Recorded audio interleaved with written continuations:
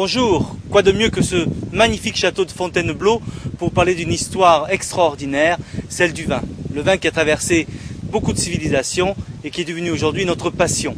Donc je vous propose de me suivre pour 8000 ans d'histoire. Ça a donc commencé il y a 8000 ans, dans le Caucase, le Sud-Caucase plus exactement. De là, cette civilisation du vin est descendue vers le sud, la Mésopotamie, la Phénicie, puis elle est arrivée en Égypte il y a à peu près 4000 ans.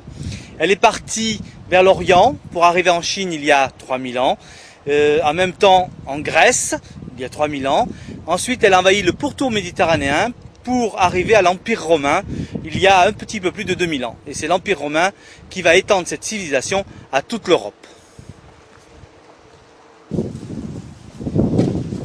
Alors cette civilisation du vin est arrivée en Europe grâce aux Romains.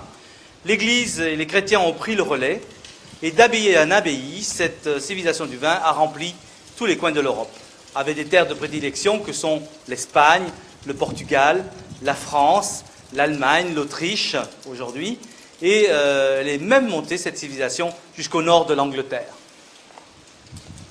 Nous arrivons donc à la fin du XVIe siècle, avec la découverte de l'Amérique.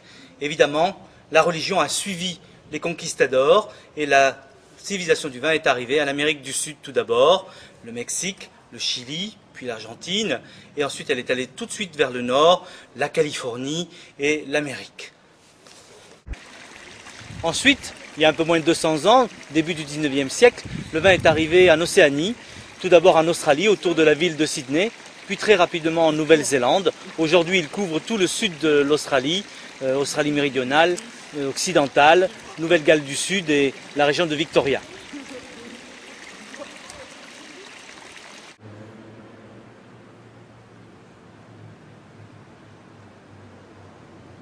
Aujourd'hui, au XXIe siècle, la civilisation du vin n'a pas fini son chemin.